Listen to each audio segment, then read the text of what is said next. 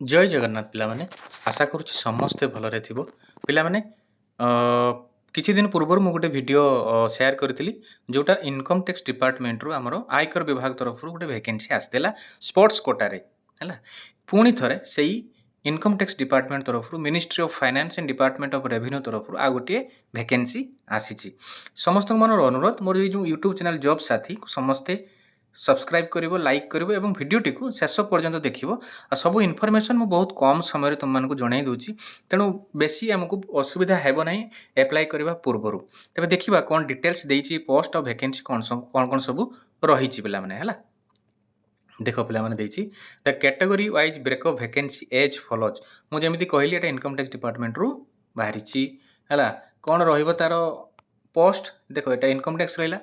Category କ'ଣ ରହିବ ନା କ୍ୟାଣ୍ଟିନ୍ ଆଟେଣ୍ଡାଣ୍ଟ ହେଲା।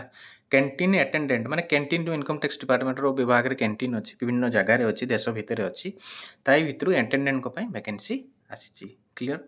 ଭାର୍ଟିକାଲ୍ ଅବଜରଭେସନ୍ ରହିଛି, ହରାଇଜେଣ୍ଟାଲ୍ ଅବଜରଭେସନ୍ ରହିଛି, ରିଜର୍ଭେସନ୍ ରହିଛି, ହରାଇଜେଣ୍ଟାଲ୍ ରିଜର୍ଭେସନ୍ ରହିଛି। ରିଜର୍ଭେସନ୍ ଅନୁସାରେ ଆମକୁ ପୋଷ୍ଟ ଗୁଡ଼ିକ ସେ ବାଣ୍ଟି ଦେଇଛି।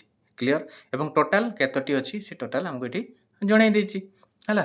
ଦେଖିବା age and qualification for the post of category 18ରୁ 25 ବର୍ଷ ପିଲାମାନେ। 18ରୁ 25 ମିନିମମ୍ଟା 18 ହେଇଥିବ, ମିନିମମ୍ଟା ଆମର ଏଠି 18, ମ୍ୟାକ୍ସିମମ୍ଟା ରହିବ 25 ହେଲା। ଆଉ କ'ଣ ରହିବ ନା କ୍ୱାଲିଫିକେସନ୍ ରହିବ 10th ଷ୍ଟାଣ୍ଡାର୍ଡ଼ ମେଟ୍ରିକୁଲେସନ୍, ଓନ୍ଲି ମେଟ୍ରିକୁଲେସନ୍ ପାସ୍ କରିଥିବ। ଏବଂ ବେସିକ୍ ପେ ସାଲେରୀ କେତେ ନା 18,000। ସାଲେରୀ ବହୁତ ବଢ଼ିଆ ସାଲେରୀ ଅଛି। 18,000ରୁ ବଢ଼ିକି 56,900 ପର୍ଯ୍ୟନ୍ତ ତାର ଲେବୁଲ୍ ଅଛି। 7 in total number of vacancy 7 ଗୋଟି ପୋଷ୍ଟ ବାହାରିଛି ହେଲା। ଟୋଟାଲ୍ ନମ୍ବର ଅଫ୍ ଭ୍ୟାକେନ୍ସି ହେଉଛି 07। କ୍ଲିୟର। ଇଏ ହେଉଛି ଆମର କ୍ୟାଣ୍ଟିନ୍ ଆଟେଣ୍ଡାଣ୍ଟ ହେଲା। କେମିତି କ'ଣ ଆପ୍ଲାଏ କରିବା ପିଲାମାନେ ଦେଇଥିବ ନିଶ୍ଚିତ ଭାବରେ ଦେଖିବା। ଏଠି ଦେଇଛି ଦେଖ, ହଁ ଯେଉଁ କ୍ୟାଟେଗୋରୀ ଅନୁସାରେ ଭ୍ୟାକେନ୍ସି ମାନେ ତାର ଯେଉଁ ଏଜ୍ ରିଲାକ୍ସେସନ୍ ଏଠି ମଧ୍ୟ ସେ ଆମକୁ ମେନସନ୍ କରିଛି। ଛାଡ଼।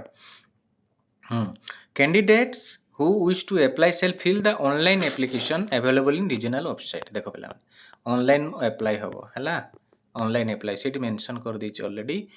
କେଉଁଟା ୱେବସାଇଟ୍ ନା ଏଇଟା ଦେଖ ୱେବସାଇଟ୍ ଇନକମ୍ ଟ୍ୟାକ୍ସ ଲେଖିଛି ନା ଏଠି ଇନକମ୍ ଟ୍ୟାକ୍ସ mpcg.gov.in। ଭଲ ଭାବରେ ଯଦି ଗୁଗୁଲରେ ଆମେ ସର୍ଚ୍ଚ କରିବା ଆସିବ ଏବଂ ସେଇଠି ଗଲେ ମୋର କ୍ୟାରିୟର ସେକ୍ସନ୍ ହେଉ ବା ରିକ୍ରୁଟମେଣ୍ଟ ସେକ୍ସନ୍ ହେଉ ସେଠି ଆମକୁ ମିଳିଯିବ। ଯେଉଁ ପିଲାମାନେ ଜାଣିପାରୁନାହାନ୍ତି କେମିତି ଆପ୍ଲାଏ କରିବେ କ'ଣ କରିବେ ମୋତେ କମେଣ୍ଟ ମାଧ୍ୟମରେ ଜଣାଇବେ, ମୁଁ ନିଶ୍ଚିତ ସେମାନଙ୍କୁ ଭିଡ଼ିଓ ମାଧ୍ୟମରେ ଜଣାଇବି।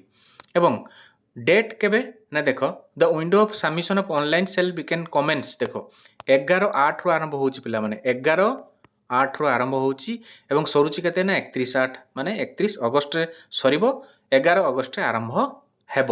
କ୍ଲିୟର। ଅନଲାଇନ୍ ମୋଡ଼ରେ ରହିବ ହେଲା। ଆଉ କିଛି ସେମିତି ମୋଡ଼ରେ ଆପ୍ଲାଏ ହେବ ନାହିଁ, କେବଳ ଅନଲାଇନ୍। କ୍ଲିୟର। ଦେଖ ଜେନେରାଲ କ୍ୟାଣ୍ଟିନ୍ ଆଟେଣ୍ଡାଣ୍ଟ ହେଲା।